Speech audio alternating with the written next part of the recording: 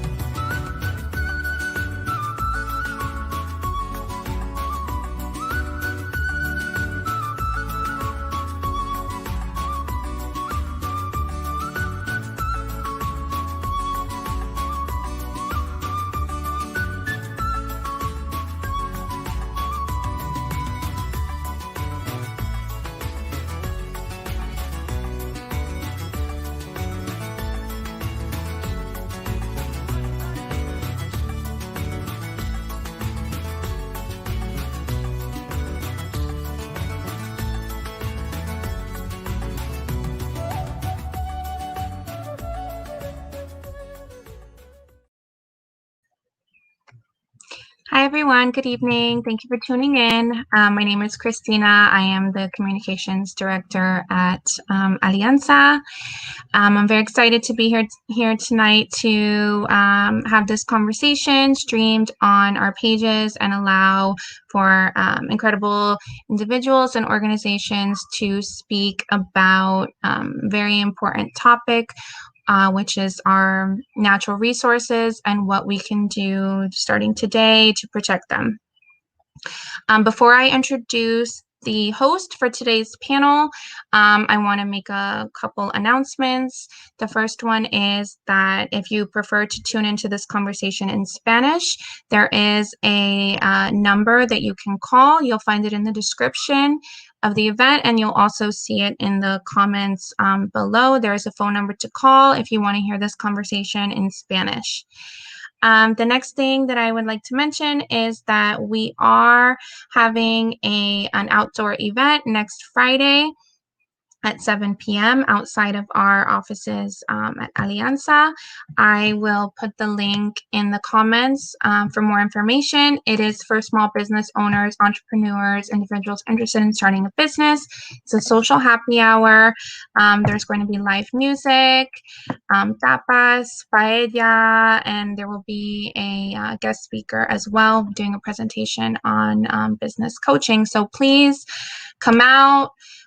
Tell your friends, tell your colleagues to join us. Masks are required. Social distancing is required. But we will have a great time and learn and have fun while keeping safe. So without further ado, I'm going to bring Carolyn on. Carolyn is... she is with Ideas for Us. She is the Chief Operations Officer and the Fleet Farming Program Manager. Hi, Carolyn. Thank you so much for being with us. Can you tell us a little bit about Ideas for Us and your role? Totally. So Ideas for Us is an environmental nonprofit that focuses on develop, funding, and scaling solutions to environmental problems. And what that looks like is we do monthly environmental education events called the Ideas Hive. And at the end of the month, we do eco action projects. And out of that, one of the amazing programs that we have is fleet farming that turns the average American lawn into a productive micro farm, mostly by bicycle. And we build gardens all throughout Central Florida. So we do a ton of events, and if you're ever looking for a way to get active in the environment, whether that's a waterway cleanup or a community garden build, etc., we'd love to have you out. So check out Ideas for Us Orlando. Awesome. Thank you, Carolyn. I really appreciate you hosting this conversation tonight, and looking forward to partnering on more events and initiatives for our community. So I'm going to go ahead and drop off and let you take it away from here and welcome our first guest. Thank you. Thank So you. today we're going to be talking about soil, water, and air, three of the most important things that we have here in our beautiful Florida environment. So the goal of this presentation is to talk with three really amazing people to learn a little bit more about what really we're talking about here in Central Florida, what our issues are, what we can do about it, because we know that there's so many people that really want to do good. How do we do good in our community? Well, I think the first thing is just knowing a little bit more about the problem, right, from our local experts. So I'm excited to bring Commissioner Sonia Brookins into the conversation. Hi. Hi, how are you? Thank you for coming. I'm doing good. Thank you for inviting me. Awesome. So let's start it off. Dr. Brookins, if you don't mind sharing a little bit about yourself and about what you do for Hillsborough County.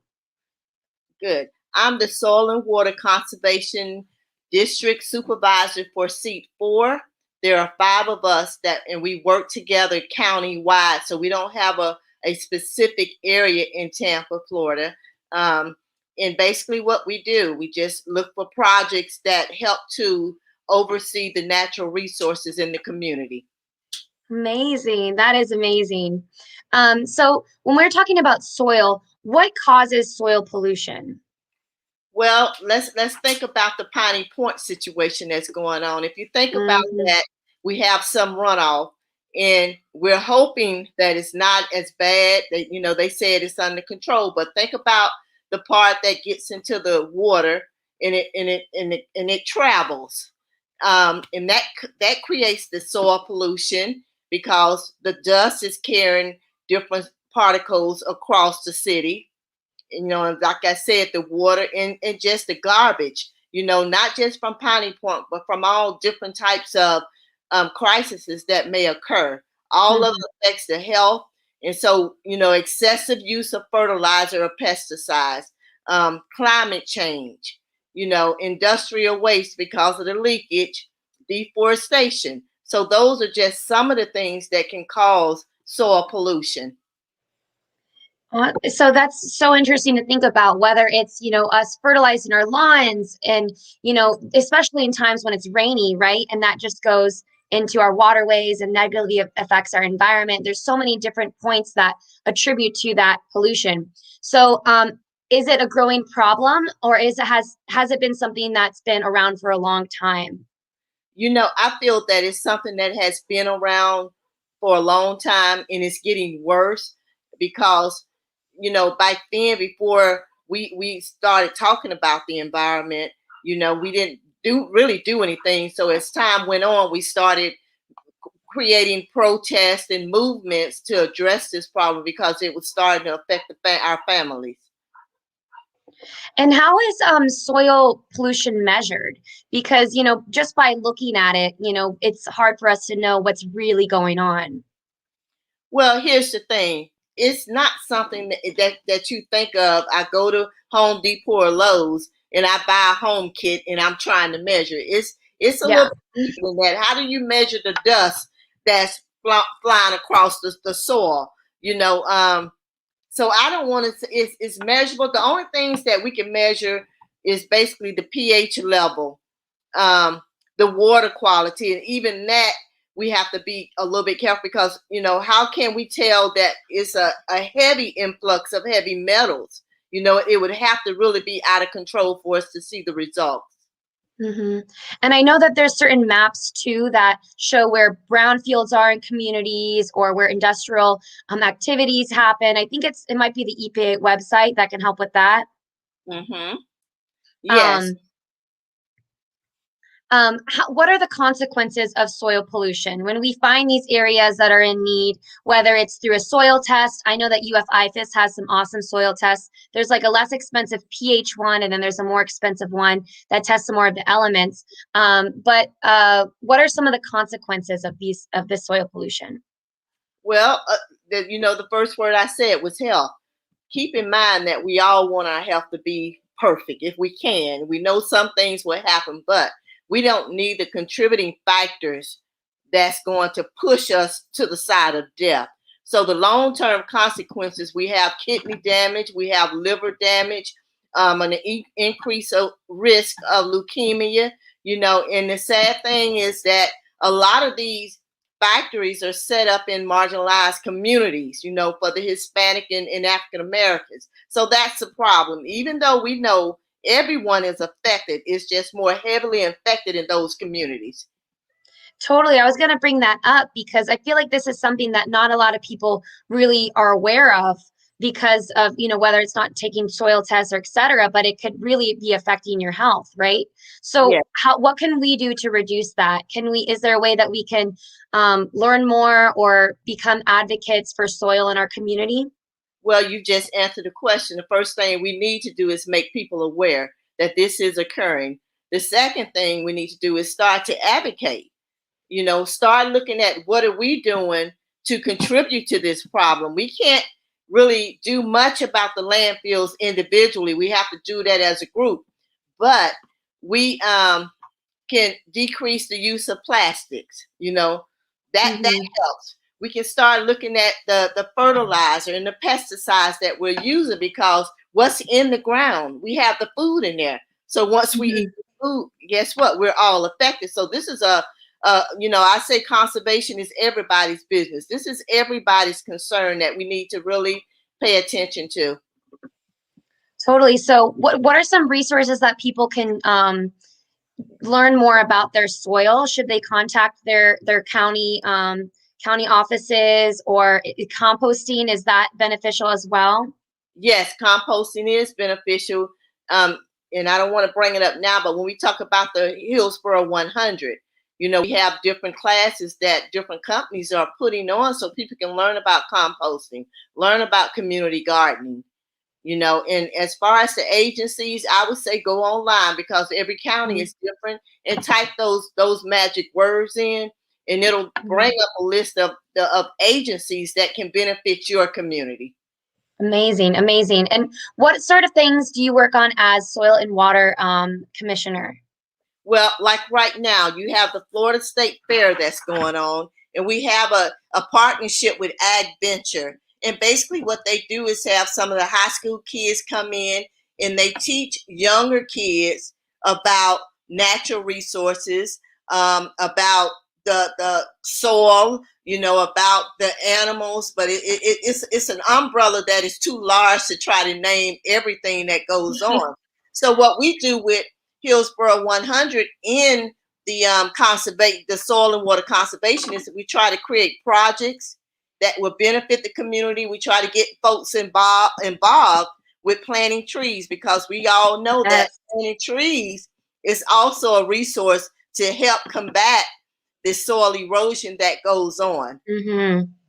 Totally. So if we can compost and reduce our fertilizer and really tend to the soils again, we can create better ecosystems, So I was talking with some farmer friends about that recently, about how important it really is to really tend to our soils, whether that's composting or just being aware of having, soil ecosystems, right? And encouraging that life again. Right. So anything else that you want to say about Hillsborough 100 project? Yes, keep in mind that we do an annual poster contest. We do speech contests. So we're trying to reach the community in all different varieties, from the children up to the adults. We also do something called Envirothon, and it's like an Olympian for the environment, which is a lot of fun. We didn't do it this year, unfortunately because of COVID, but as time goes on, we'll start by doing that. And I have a project where I'll be going out to one of our schools here, Shehigh Elementary, and I'll be doing a reading to the elementary children so they can be aware of different environmental issues. And it starts young. So if we want to tackle this problem, we have to start young and just keep learning and making everybody aware. I love that. And it sounds so much like fun, right? Like the Envirothon. You might not be athletic, or maybe if you're, I don't know if it involves any of that, but it would be really fun to get involved with something like that, to make it fun to learn about soil and the environment and composting and ecology and all of that. So thank you so much for sharing all that information. Everybody listening, if you want to check out the Hillsborough 100 Project, look that up. It sounds like a really amazing project that you're working on. So thank you so much, Dr. Brookins, for joining us. And anything else that you would like to share? No, all I just say conservation is everybody's business. We all want to have a healthy life. Thank you.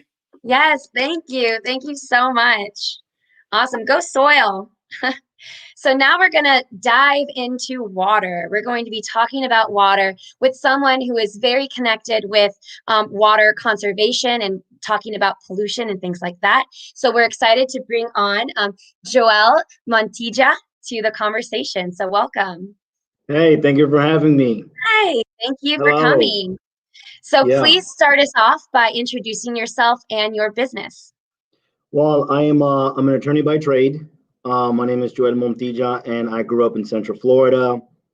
And I've been involved with water conversations since about 2008. And I also serve with Caroline on Ideas for Us.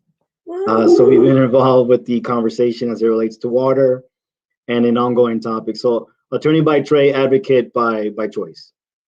Awesome. And so I know that you're involved with some conversations on water. So what are some sources of water pollution and how do we detect it?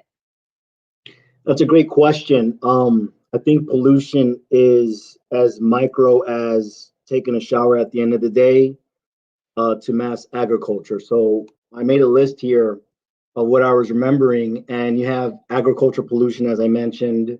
You have sewage and wastewater. Think, sinks, showers, toilets, basically everything that we all consume daily.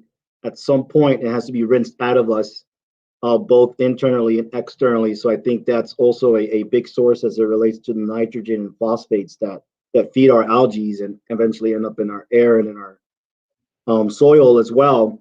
There's also discharge from underground tanks before 1990. A lot of these gasoline tanks around the state of Florida, I believe there's 18,000 left.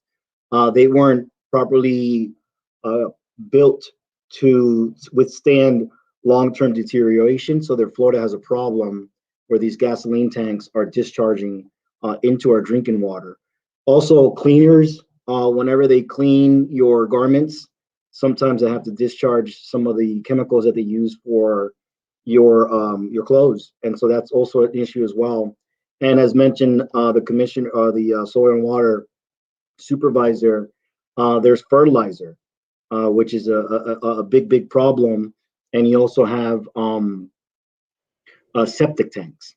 So those that are not connected to a main system, there's an issue with overflowing or under built tanks that leak. And so everything that your average consumer consumes throughout the day, from water and the things they drink to the supplements they take to the lotions they use, some point eventually gets discharged. So as micro as your everyday shower into the aggregate as it relates to agriculture and commercial use. I love that you bring all of that up, because really when we think about our water systems, I feel like we're way more trusting about the filtration than maybe we should be when we're thinking about it. Like when you said it's everything that you're washing your body with, all those chemicals that when you're washing your dishes, chemicals when you're, washing your car, and all that's going down into a water drain.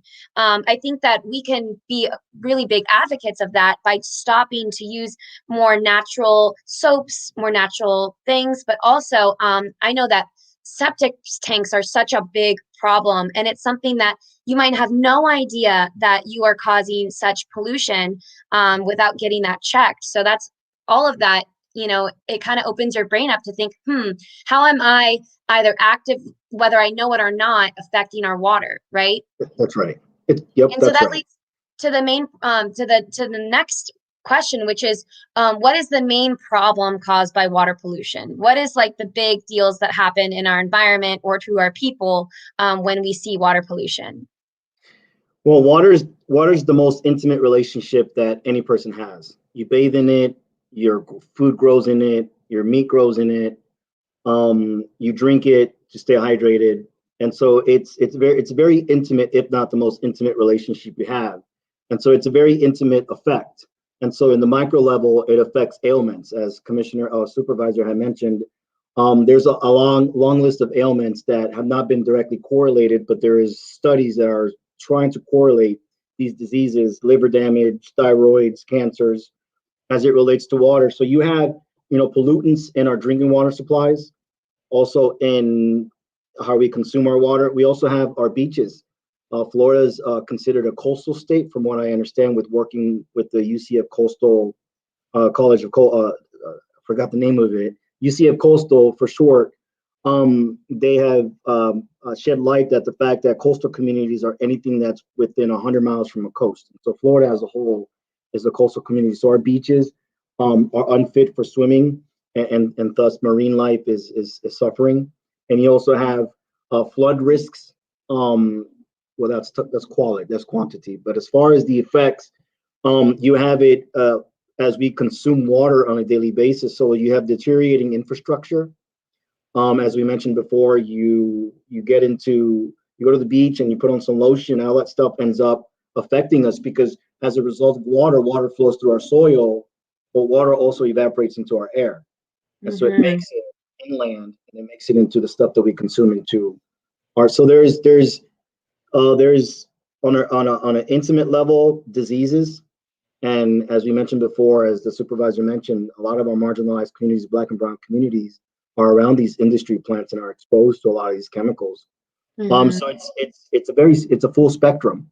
It's diseases, quality of life, quality of our communities. Quite frankly, I think there's a study out there that's trying to correlate with the water quality and how a community thrives. There's what's called blue zones as a way of eating better.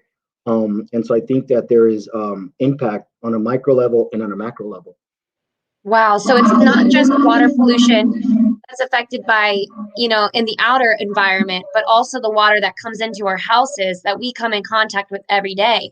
And that's one thing that I recently was looking into, was water filters, and just being aware that the water coming out of your faucet may not be the best water to just straight up drink, right? And that's something that people need to probably get water filters, whether it's reverse osmosis or different things for your showers or your sinks, that can improve your health. That's something that, right? Is that something that happens? Yeah, that's correct. There's when you start to really ask, and this is, we're having action items as far as these conversations. And so as people are talking to their, physicians, and this is not medical advice, but the conversation should come up. Hey, is there anything as it relates to water that I should be cautious about? And you'd be surprised as to how many organizations and people as a whole just kind of shun it off.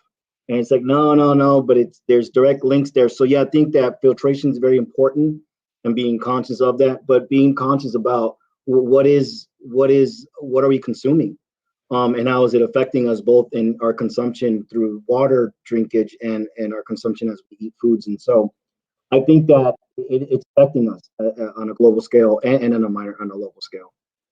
Totally. And in the natural environment too, having such high fertilizer and pollution from septics affects the levels of clarity in our water bodies, which then leads to eutrophication, right? That leads to less plants being able to grow and just having really poor health, water bodies. That affects our ecosystems in huge ways. So how much of our water is contaminated? I know that's a really big question to ask, but if you were to generalize.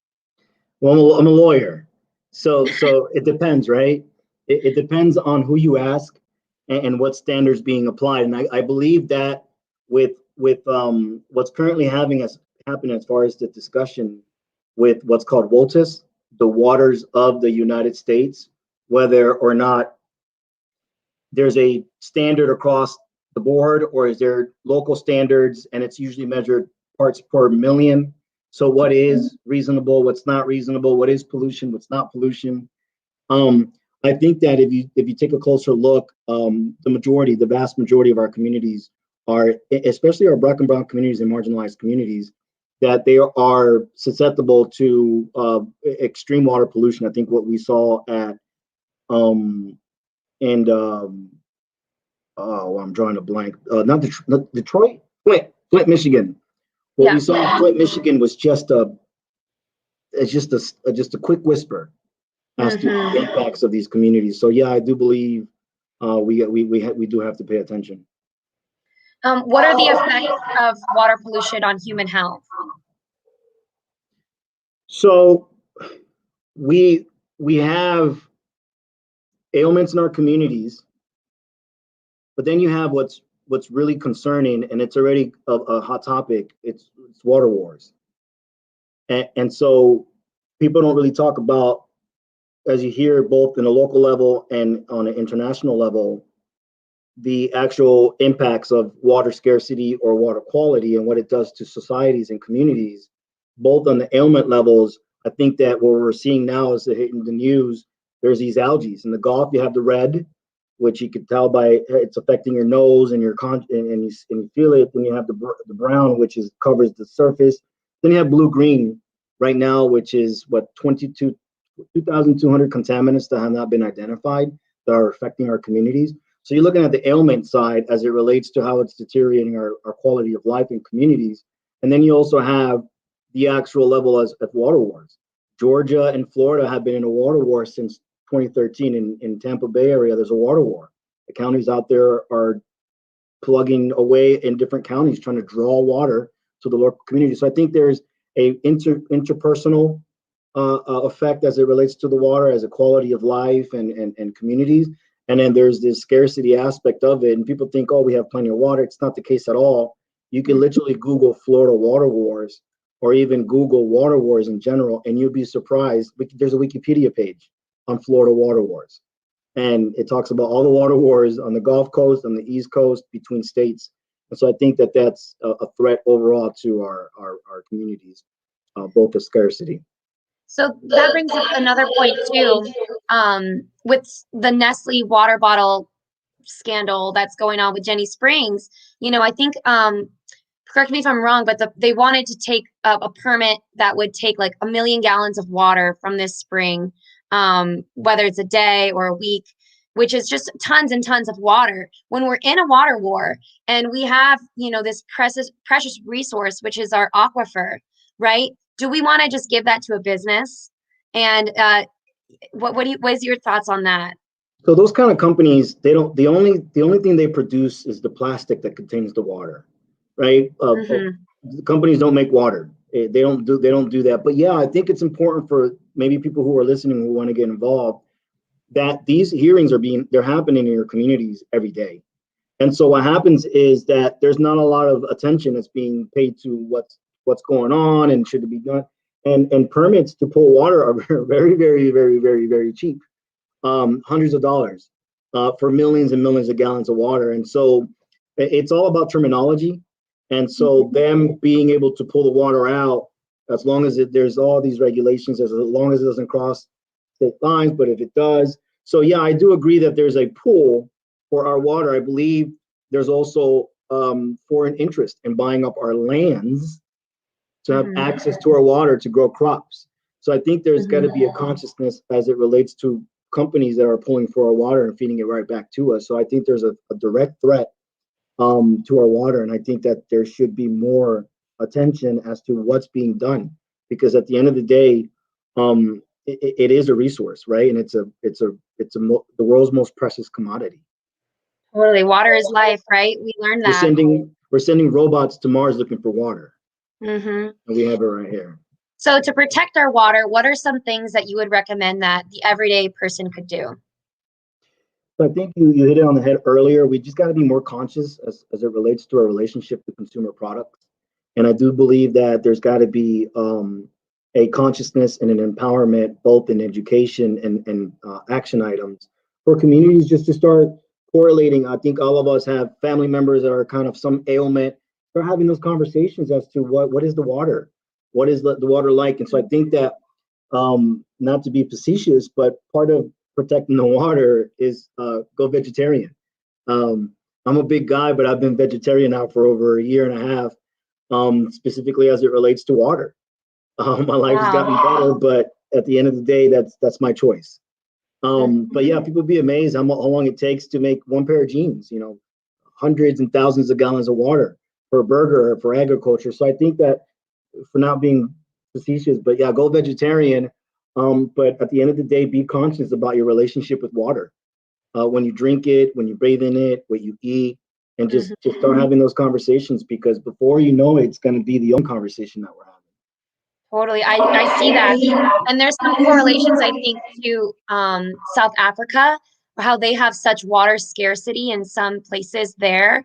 I think that might be the future too for us. So just to reiterate some of that. So water conservation, right? Using as little water that as we really need to, taking shorter showers, and then water quality, thinking about what we put on our bodies or into our water systems, using less chemicals that could end up in our soil, in our water, or into our natural environments.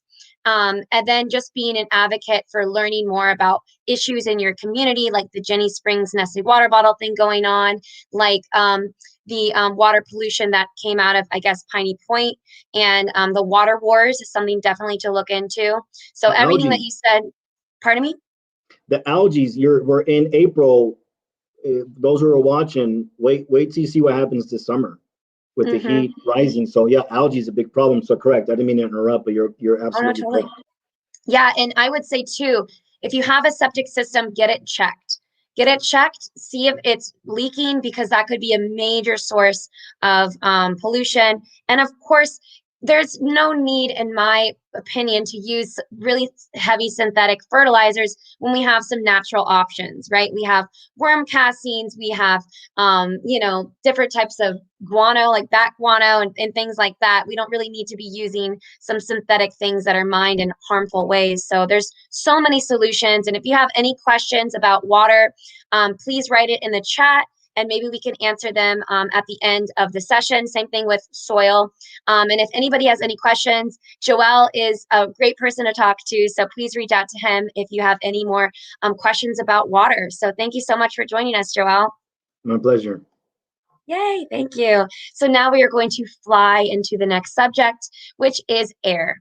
So I'm so happy to bring on Yaritza from Moms Clean Air Force to talk about air. Hello. Oh, am I off mute? Hey, hello everyone. How are you doing? Doing so good, so good. We learned about soil, we learned about water, and now we are in the sky learning about air. This is something I really wanted to learn about too, because like some of the other topics, sometimes it can be hard to know what's really going on and where our areas of need are. So once we're educated, we can do something about it, right? So if you want to start us off by telling us a little bit about yourself and about Moms Clean Air Force. Of course. So my name is Yaritza Perez. I am your field organizer for Moms Clean Air Force, which is a national organization.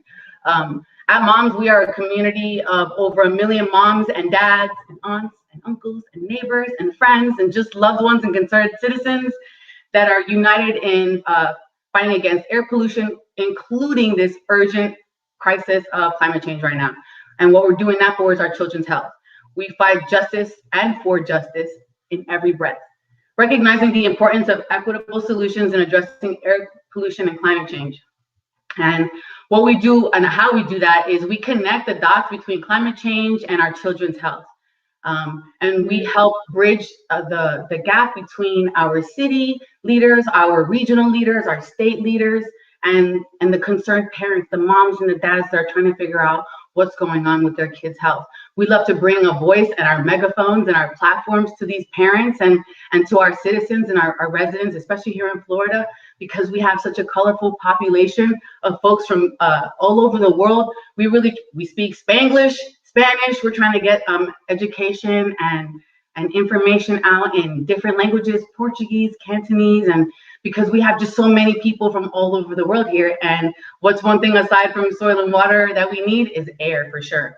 One of the things that we love to do is just like try to drive those key points and just find out what's going on in our local areas. And I love the fact that we have like our soil commissioner out in Tampa. We just happen to have one of our newest members to Moms Clean Air Force that lives in the Tampa area. We can't work everywhere, so we've just connected with some moms and some citizens up in the Jacksonville area. So because we are in Central Florida right now, like physically that's where I'm at, I'm able to connect with moms all across the state, which is why I love my job so much. And the fact that we're able to have conversations with folks from across the state on this call is so important, because I'm already finding out ideas like, oh, we're going to be reading to kids about like our environment. I want to jump on that. Like, that's amazing. And it's so important for us to be able to show our kids that their health is important to us, because it is, and they're the ones who are going to be living in it. So what an amazing opportunity to be able to pass that information on to kids, right?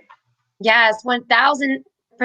I teach kids that I feel like such a responsibility, right? As an environmentalist, that's part of the driving force to create a world where they're living in a utopia, hopefully, beautiful ecosystem that's healthy and clean, and we fix our problems, and where we have more closed loop systems, right? So if anybody wants to stay connected on what's going on, I think please follow Moms Clean Air Force. It sounds like a really awesome resource for people to stay educated from all over Florida, right? To learn about what's going on.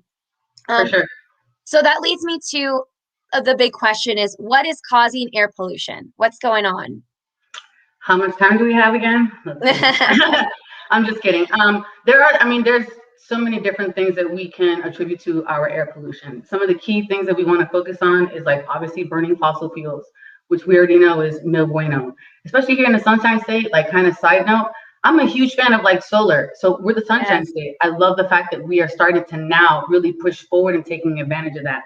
So we can do away with fossil fuel burning. Agriculture, unfortunately, especially here in Florida, that is huge here. But like how our water guy was talking about earlier, like maybe if we go vegan, you know what I'm saying, start going eating vegetarian and like just eating cleaner and watching, paying attention to that. Waste landfills. Again, we can't really change what we already have now, but we can change moving forward on what we do with those landfills, like composting and stuff like that. Exhaust from cars, of course, all those emissions.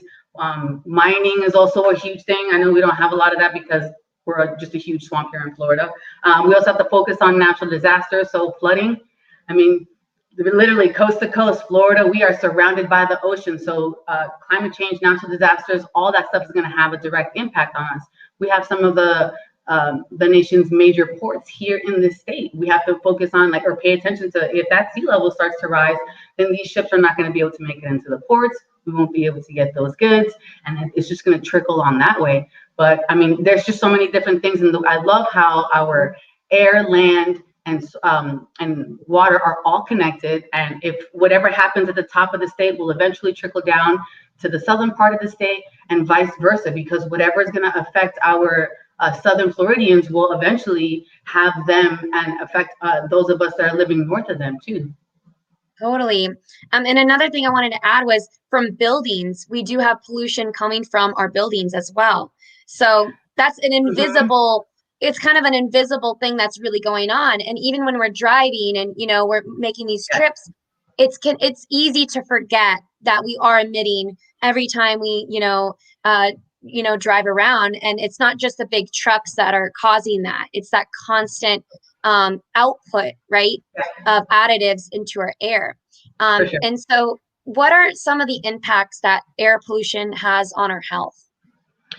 It's devastating. I know personally within the Black and Brown communities, it affects our children at a much higher rate, anywhere between 50 to 70% higher. These kids are coming out with, more respiratory issues, asthma, problems with their vision, even their skin. There's just so many different things. We have kids that are getting really rare forms of brain cancer because of those particles that are being released from emissions. It could be from a plant somewhere, a company, maybe anything that gets put out into the air. And you have to think, wind travels. We don't have very many mountains or buildings that are going to obstruct, or the tree. We're losing so much tree canopy and all those trees, and that's our natural filters that help stop those little particles from landing in our backyards. on the kids' playground, on the grass, and we're in a generation where we're trying to get these little crumb snatchers out the door to like, go play outside, please get outside.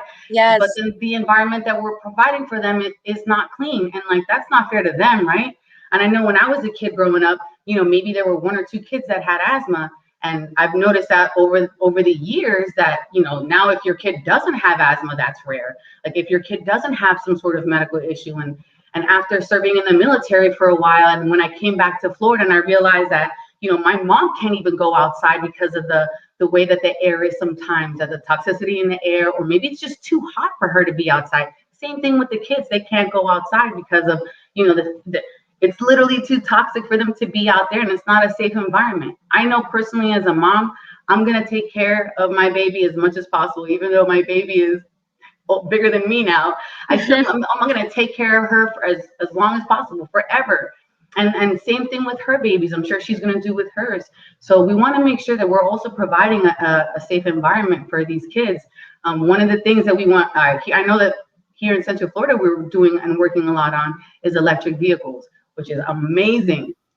Super excited about that. I know that we just got our first public transportation, or one of our first ones from our fleet. That's an electric bus. Like, how amazing is that? I've been noticing a lot more of those plug-in stations for electric vehicles. Like, that's amazing. Totally. What I also want to see though, and start kind of pushing a little bit more on, is let's get all that fun solar green energy stuff going to those communities who need it the most, the ones who are devastated the most, especially during this COVID pandemic, that have lost their jobs, who are the ones who make sure that, like, I know that some of the energy companies that we have here in Florida, you know, are talking about not cutting off power to some of these folks. But when they lose their jobs and X amount of time has passed, we want to make sure that those families aren't getting that extra burden put on top of them because they're trying to conserve energy and they can't send their kids to school and there's no money. So there's just a huge, I mean, climate justice is tied in with environmental injustice and social justice. So we have to make sure that we're taking care of our communities and not just putting a Band-Aid on it. Totally. There's so much that you just said that, like, really speaks to the issue, right? One of the big ones is that we might not even realize that the air is affecting our health, right? Yeah. It's something that, you know, you just think like, oh, well, I guess it's just a generational thing that our family has, or it's just something that, you know, my child now has, but it's an external thing that's affecting them. And it's mainly, it seems to me that a lot of air pollution comes from corporations and just the way that we have our lives set up right now, mainly using cars that use gasoline and emit CO2, right. And our systems that we have that at the time got us ahead technology wise, but now we're seeing the effects, the negative effects on that. And also what you said about having more air pollution in marginalized communities. Well, just no brainer. This is where we need to start. We need to put all of our funding in marginalized communities that are, you know, installing solar. You know, maybe we can have solar on houses that add into the energy grid, right? Or solar farms in these communities that can affect them in a positive way. Maybe we are doing, you know, we're having vehicles that are more electric available to people in these communities. And we're thinking about air in a greater sense, and even trees. Tomorrow is actually Arbor Day, so it's a great day to plant trees. We have an event with Ideas for Us tomorrow if you wanted to join us, but it's not a cute thing that hippie people do, right? Yeah. Planting trees is for absolutely everybody in so many ways. It can help with our water. It can help with our soil and preventing erosion. It can help with our air, of course, because it's the lungs of the earth, right? Yeah. And if we have these native trees in our environments, like our native pines and oaks and maybe fruit trees that can give us that additional, you know, nutritional benefit, isn't that the world that we want to live in, right? For sure. For sure. And that's the world that we want our kids playing in. I know that so many people, it just hits right here because we want our kids climbing trees and breathing air and feeling free and feeling like when they go outside, it's their refuge, right? Yeah. And so I think that's what we can do as a community to just remember that we are manipulators of landscape. We can change the physical landscape, right?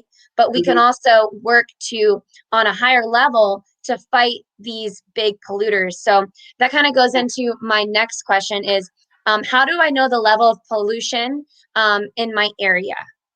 I'm so glad you asked that. Actually, you can find out through the American Lung Association.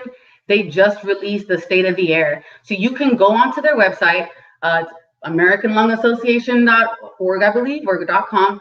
And it, like, within that very first main page, you just scroll down a little bit and you can click on, like, you know, the state of the air in your community. You punch in your zip code and you can find out and see how good the air is in your city, your region. You can check out where your state ranks at. What the beauty of Moms Clean Air Force is that we help provide that, like, we are the nexus. We help provide that bridge, and we are going to bring those parents. So when you're like, hey, what's going on? How come my neighborhood, the air quality here isn't that great? Or why does my neighborhood not have an air quality monitoring system? Which, by the way, a lot of areas do not have. So you might want to check out to see if your neighborhood does have one. If not, let's get one out there. We need to make sure that we are paying attention to our kids' health, because their health is what's telling us what's going on in our environment. Mm-hmm. Like, we don't think about things like, I was touching on, like, the school buses. School buses are pumping out nasty diesel emissions, like, on a regular basis. When we went to school, like, or when I went to school, there was a school bus circle. The buses are just chilling there for like 20, 30 minutes. By the time the kids come out, they are running out to this nasty little air ozone of gross air. And I never thought about that as a student. I know I smelled it and we would always be like, oh, gross, that's so nasty. But I never really paid attention to it. And now that I'm older, I'm like, oh my gosh, that's terrible. Like, these buses are just sitting there creating this nasty ozone and then the kids hang out in that about 5-10 minutes. Yes. And I was blown away when I found out that the toxicity in the air inside the bus is almost 7 times worse than it is outside the bus. And so, like, now we're sending them on these little nasty, like, oh my goodness. I know. Like, when I started finding all this information out, I was like, how is this even a thing? Wow. So we are pushing electric vehicles, but there's also a Clean Bus Act that we're pushing right now. You can check on our website and you can sign a petition to make sure that our state representatives are speaking on behalf of those parents that have kids that are using public transportation. Because we might be getting those awesome new Lynx buses that are green and clean, but I think that I've seen more school buses on the road more regularly. And, like, at the end of the day, kids use public school buses way more than they use, like, a Lynx bus. And, like, I think it's awesome that we're moving forward, but I think that as we're moving forward, we make sure that we're bringing the little kids with us along. Their voices are so important. And it's so awesome when you show a kid how their voice and their opinion does matter. And when you give them a seat, even if it's a high chair at the table, and when you show them how important it is and what they say matters, and, like, this is important to me, Mom. Why are my friends getting sick? Like, that'll draw any moms, and that'll draw any parents' attention. That'll, any logical adult would be like, what? We need to make sure that we protect these kids, because at the end of the day, they are the ones who are going to protect us when we are at an age where we won't be able to defend ourselves, right? I want to make sure that I leave a very good impression for them, because I don't think that we've done enough to protect the world enough for them. So, like, if we're going to do something, let's make sure that we teach them how to take care of us and the ones who come after them. So you can always go, like I said, the American Lung Association, you can find out what's going on in your region, and you can investigate. You can contact me, Moms Clean Air Force. We have an awesome Ecomadres program. So we do speak Spanish, although my Spanish is not very good looking. I will try my absolute best to make sure that I give you and your family an opportunity to speak up. And we have some awesome state leaders and community leaders that are speaking on behalf of us. But if they don't know what's going on in your community, then how would they be able to voice that on the floor? 100%. I know that with my military background, I have a lot of friends who are Republicans. And I know that with my environmental background, I have a lot of friends that are Democrats. And I'm a Marine. I am very green, and I will try to keep everything that I do as green as possible, because I don't care what side of the aisle anyone sits on. I just want to make sure that we are leaving the planet a better place than we found it, because that's what we've always been taught. Since I remember when I was a kid, recycling was huge. I know that in the military, they definitely made sure that we kept and cleaned up after ourselves whenever we would leave somewhere. So why are we not continuing that on? Totally. And I feel like the clean bus movement that you're doing is something that any child, any student, any parent can become a leader in their own community by pushing forward. That's something that I didn't even consider before you said that. Wasn't even register, but like how much we use our buses so often and while they're idling and creating all of that air pollution. And even you know, when someone is sitting in the car and sitting in the air conditioning and their car is idling too, like I always think about that. But when you put that in the bigger scale of a bus, it's like, wow, that is a huge impact that we can do something about, because there's funding available for health, for children, for schools. So if we can just work together to put the environment in that too, and sustainability, then that's really what we can do. So that leads me to the next question, which is, what can we do? We all are on board now. What do we do? We're just gonna start writing. I'm just kidding. Actually, what you can do, you can contact me at momscleanairforce.org. You can go to your state page and you can tell your friends, because we are a national organization. We've got moms in every state. And if there isn't a representative in your state, maybe you can be one. But we've got moms across the board. So tell your moms, your dads, your friends, your cousins from just here in Florida and across the country that moms take action. We've also got this awesome Eco Madres program. And we know that when we go speak, because we do this every year, we go up to DC and we talk to our state legislators. Kids in tow. I got kids on hips.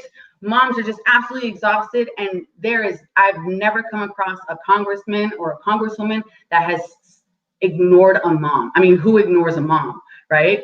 So like moms, and they bring the kids are bopping around, but that's exactly what day-to-day life is for a parent. You know, we're having to make these awesome and heavy decisions with the kids running around. And that's something that we have to continue to press on doing, because that's part of being a parent, that's part of being a leader. And we encourage parents to speak up, and maybe you may not feel comfortable doing that. That's what we're here for, until we can build that confidence in those in our residents, in the Floridians, because we're such a huge tourist state. But I want to make sure that we take care of Floridians first, and that's coast to coast, north to south. We take care of moms across and our kids across the state. Wow, so that's amazing. You can jump online to our, you can follow us on Instagram. We are heavy on Twitter. We are on Facebook. We have a national page and a Florida page directly. I'm a huge fan of coffee. We love to have virtual cafecitos. We have a lot of upcoming events coming up in May, some virtual stuff where we'll just sit down and have a conversation. Sometimes it's about us educating some of those parents and those concerned citizens about what's going on in their community, because they have questions that may not affect me directly. I don't live directly near a landfill, but we have residents that do. So they'll bring that to our attention. We find out through our resources how we can figure out to join literally our forces and move forward and make changes. We're literally changing how things are running here in Central Florida as we speak. We're getting laws changed. Companies are shutting down. They're going greener. I see solar panels popping up, you know, across this state. And we are in cahoots with the right people. So if there is ever a time that you have a question, maybe you have an answer to a question that we have, we definitely encourage our parents to just go log on to our pages, contact us. I'll have my email set out there so everyone can reach out to us. You can check us out on social media as well. And there's just so many different resources. And if there's ever a time that we may not have that answer, trust that we have folks within our network like Science Moms. We have Ideas for Us Orlando. We have Sierra Club. There's just so many organizations out there that we are working. It's like legit Captain Planet in real time. And I love this. I'm like, sometimes it feels like the work that I'm doing, I'm like, I'm not doing enough, or what I'm doing it's just so minute, like no one's gonna notice. It's almost like looking at Google Maps, you just see that one little tiny dot. But if you were to just pull out, you'll see that there are so many of us that are really fighting into making sure that we keep this state clean and green. So like, how awesome is that when you kind of see that big picture when you and I first met, we're like, oh my gosh, like other people who care like me. So it just really empowers me and other folks to like just keep moving forward and just pressing on. And so by all means, join the force. We're always here. It's not just for moms, it's for mom, dads, and everyone else. Totally. And so I feel like, you know, this is what community really looks like, right? When we are bounding together and being positive and trying to push forward things. Like you might feel like something that, you know, is so minute, doesn't really matter, but literally everything matters. If someone tells you that like refusing the plastic straw doesn't matter, they're wrong, because every single thing matters. So if you wanted to get involved with Moms Clean Air Force and be an advocate for air, or you wanted to work with any of our other speakers, or you wanted to just learn more, or compost, or add a filter, you know, to help your family and providing better water to your home, everything matters. And I think what's so amazing about this movement and everybody in it is that you can feel and you can see change. It's not just talking about it. Like, even through my own experiences with Ideas for Us, and we're doing projects every month, we're making a difference with groups of people and making it fun and making it sociable. Now that, you know, we're past some of the lockdowns and the challenges of 2020, we're moving into sometimes, in some cases, a more positive, uplifting time when people want to come together again. And the question is, what can we do together to make the world a better place for ourselves and for our children and for our children's children's children, right? Yeah, definitely. Yes, and I'm going to leave with one more question. Has air pollution been solved anywhere? Are there any like positive stories that you have about fighting for air pollution? I mean, there's always positive stories. I know that a lot of times people focus on like just the negative things and the bad and like, oh my goodness, what's happening now? What's terrorizing the world today? But there are a lot of small wins. It's unfortunate, but we've had to have lawsuits with that one. Like, for example, the Volkswagen lawsuit, there was one, and we ended up the state of Florida. So there's funding for clean buses. And because of that lawsuit, you know what I'm saying? So like, that they had lied about something with the emissions and like all this mumbo jumbo stuff going on, but like now we're gonna get clean buses. So if parents and if our residents reach out to their city and district leaders, then hey, I want to make sure that my kid gets a clean bus in their school district. I want to make sure that my school district gets one of those clean buses. The money's out there. It's just a matter of who's going to ask for it. The squeaky wheel always gets the oil first, right? So like, make sure you grease that bad boy up and be that squeaky wheel, because whether or not people want to understand that, our congressmen and women love that. They absolutely love it when their residents reach out to them. And like, there's nothing cooler than when you can see like the congressman call out one of the residents by name, like, oh my gosh, he knows me, she knows me. And that empowers that Floridian in such a way that you can see them going back to their neighborhood and just letting them know. So we are changing laws. We're getting coal power plants to shut down way earlier than they anticipated. Than they were projecting. We're getting those power plants to promise us and to get it in writing that they're going to cut down emissions drastically by 2030. Like, these small wins, they don't get the recognition that they should get. But that's the beauty of Moms Clean Air Force, is that whenever you see one of those small wins, whenever we're a part of one of those small wins, trust me, we're going to put that on blast. We're going to show the world that, hey, Florida is doing something big. I know that a lot of people like to make fun of Florida because Florida this and Florida that, but everyone's always running to Florida when the weather's not good where they live, right? Everyone's always running to Florida when they don't want to be home. So we want to make sure that we take care of our folks here too, not just the visitors. Thank you so much for everything that you do. Honestly, thank you for your light. Thank you for thinking about, you know, the next steps ahead and getting people, you know, organized and together to do something about it and to feel good about it and to enjoy themselves along the way, right? Definitely. So thank you so much. I really enjoyed this conversation, and I am a Moms Clean Air Force advocate now, especially for clean buses. Like, it just totally makes sense. So thank you. And so anybody who's watching right now, please add your comments in the comment section if you have any questions or anything that you would like to ask our speakers. We're going to bring them back to answer any last questions that we have. I see that we do have a couple questions yet to discuss. So if we could bring back our speakers and we could start the rest of the questions. Again, quickly write your questions in or comments that you have, and we want to be able to make your voice heard as well. So I'm going to start with one of the questions that I see here, which is, can you touch a little on how toxic air causes acid rain? Awesome. Actually, I don't know very much about that, Janelle, but I will definitely find out and get with you offline about this, because I definitely want to find out about it myself. I really haven't brushed up too much on that. I'm really sorry, sister. Like, I'll get back to you for sure. So we can possibly have a conversation about that in about a week or two. I'll set that up with you, and we'll put that information out on our website. Yeah, that's a really good question. I honestly don't really know how it works either. Is any other of the speakers are aware of acid rain? Yes, I can speak briefly on it. Basically, what creates the acid rain is when we have the burning of fossil fuels, and it combines with the atmospheric rain, and then it creates a sulfur or nitrogen oxide, and this is where the acid rain comes into play. And so then what starts to happen, it starts to penetrate the soil, which leads to soil pollution. And this is where the air pollution, because it's all in the air, and then it gets in the acid rain, gets in the water. So it affects all three components of it. So how do you think we can prevent acid rain? Well, let's talk about the fossil fuels. Burning those. That would help right there. If we could just stop doing that and allowing corporations to do what they want to do. I say people over politics, people over corporations. It's all about the community and the people. Totally. I think we have a bright future in Florida.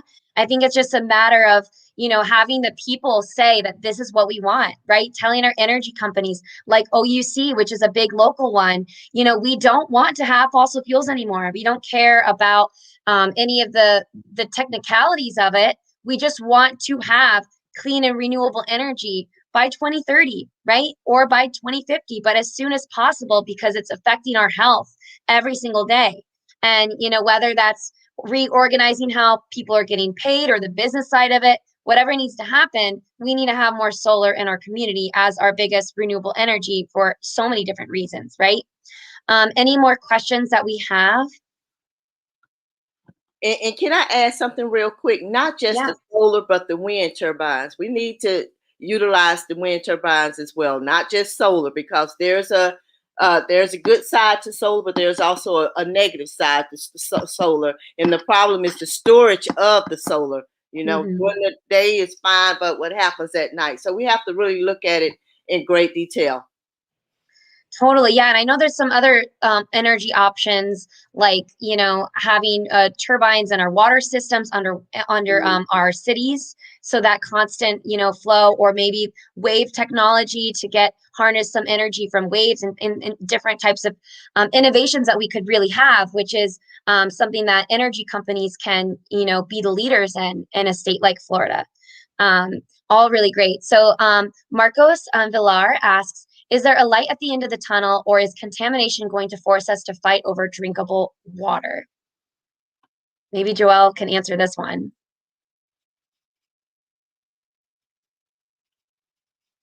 Oh, you're on mute.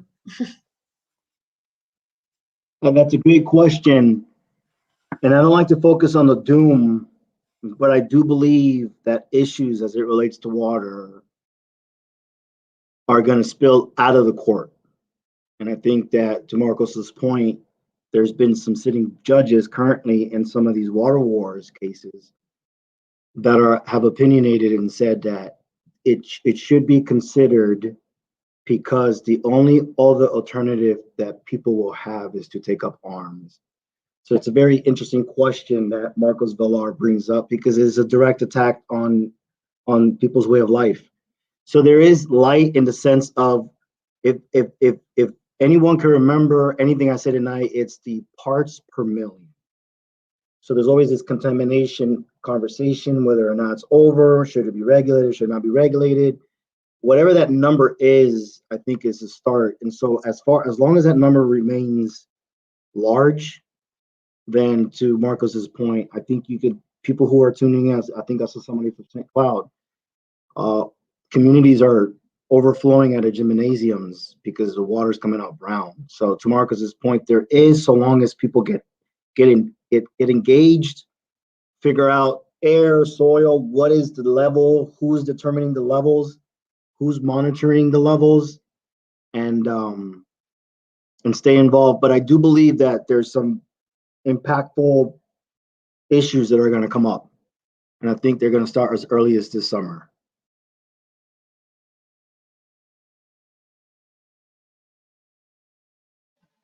Oh, you're on mute. There you go. So let's remember the action items that we talked about when it comes to soil, water, and air. There's a lot to do. And so maybe there can be a way that we can work together and focus on what your passion is and work with local groups on that passion, right?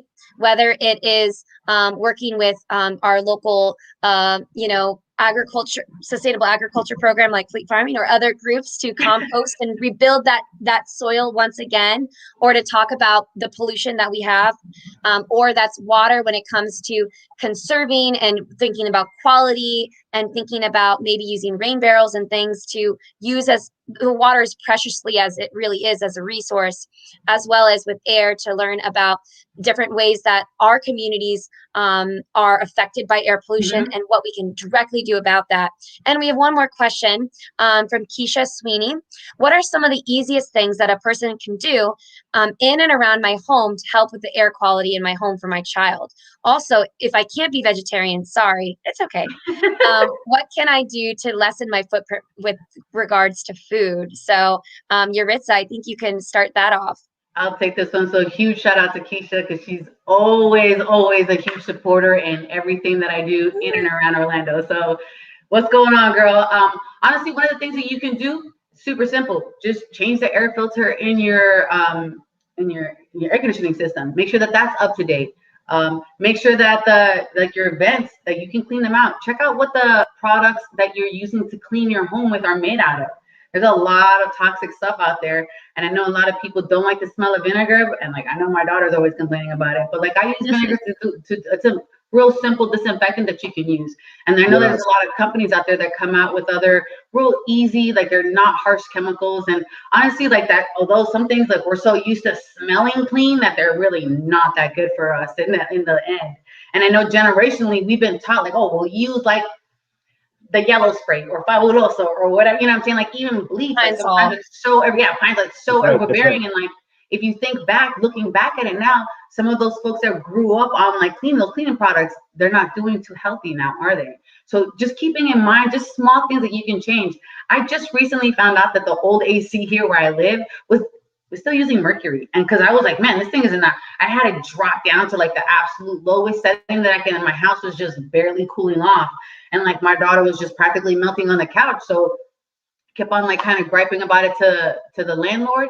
And when they had someone come check it out, he's like, yeah, we can't even replace the parts on this because it's so old. It still uses mercury. And like, immediately I was like, oh my goodness, like, whoa, like my boss is going to be so mad, right?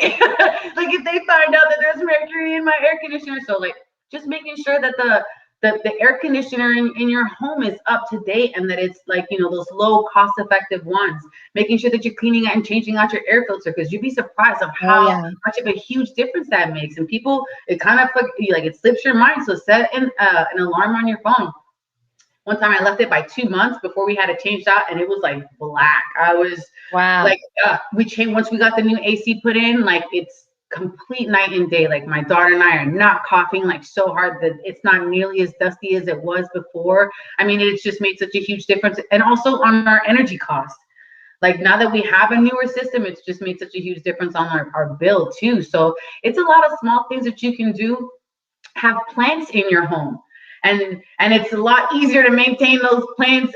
Honestly, like I'm planting on doing, see what I did there?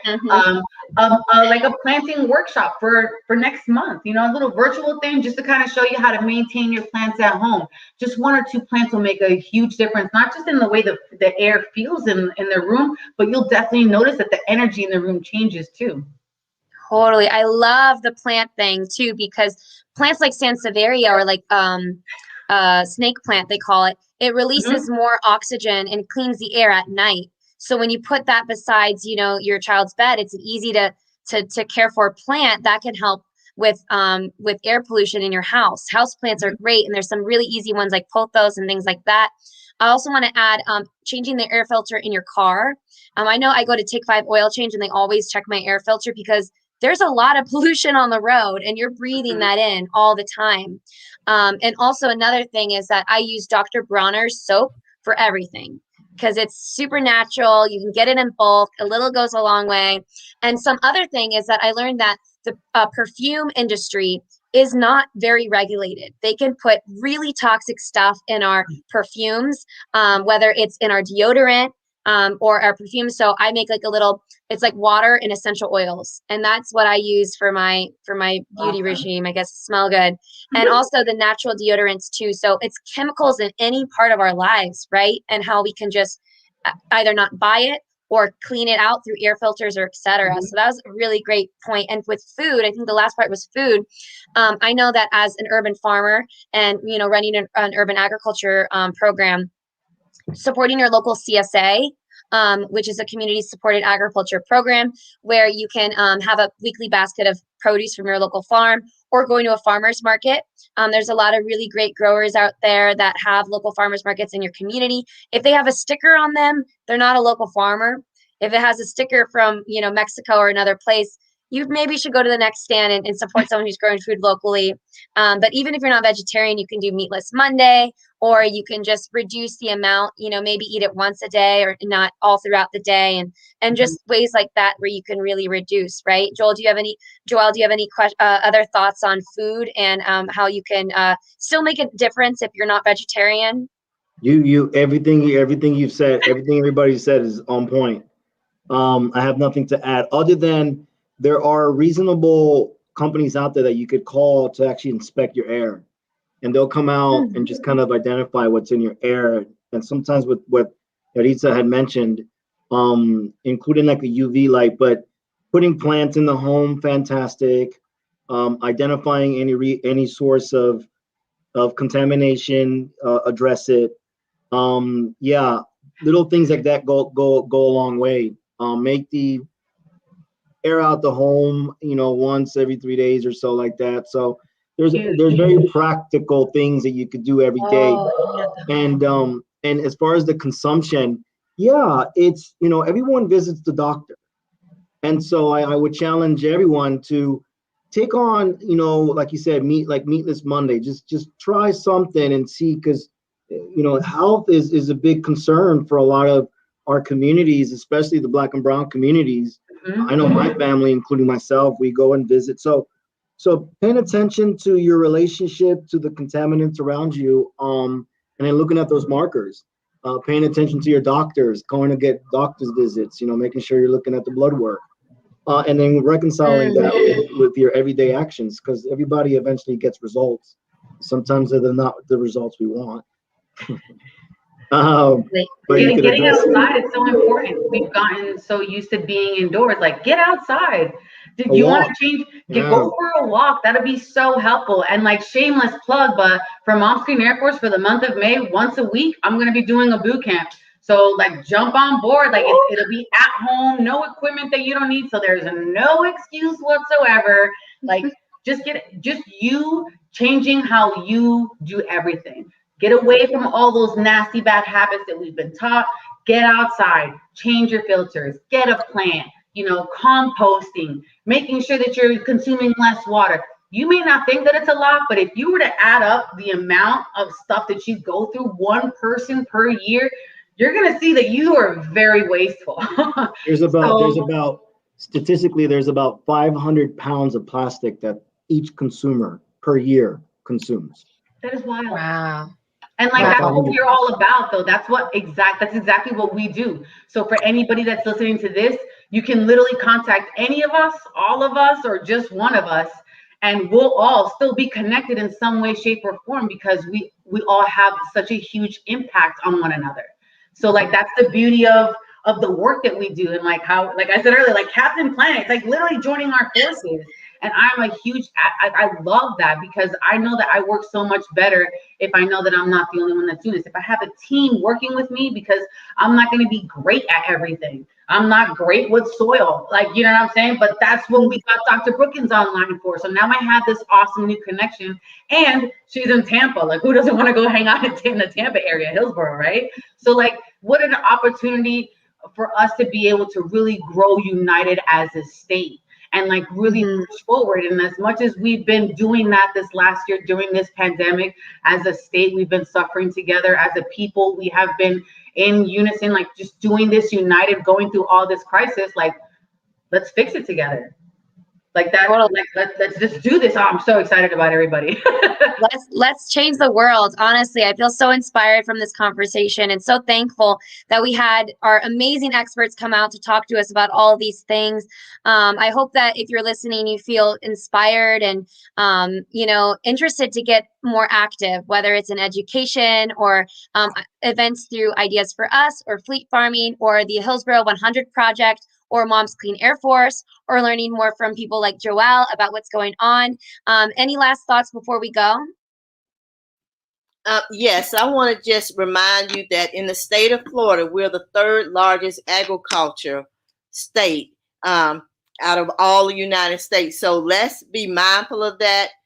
And I'd say let's work together and get this thing done. Let's do it. Let's do it. So thank you all so much for your time today. Dr. Brookins, Yuritsa Perez, Joelle Montilla, thank you so much. And also thank you for Christina and Alianza for Progress for having us all here in this conversation. Please feel free to share this video with people who you know in your community who is interested in doing something about soil, being an advocate for water, and speaking up for clean air. So thank you all so much for joining us. We're going to end with a beautiful song provided by Unidos por Ecuador. And thank you so much for joining us. Let's save the world. Hola mis amigos, muchísimas gracias otra vez por la invitación y que nuestro país participe con ustedes. La tierra, ese es nuestro tema del día de hoy y de verdad necesitamos cuidarla. Necesitamos que usted haga conciencia y mire estos consejos. Gracias de parte de los que somos Unidos por Ecuador, Centro Florida. Les agradecemos por la invitación que nos han dado en participar en este programa. Gracias.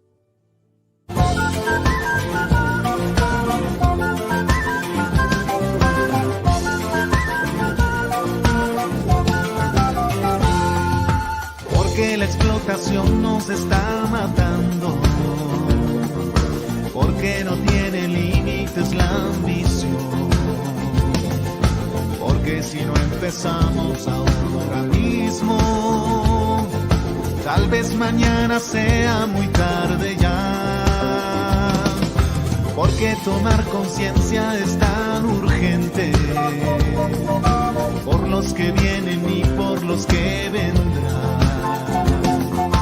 El agua ya nos falta y también el aire, ya casi es imposible de respirar. A cuidar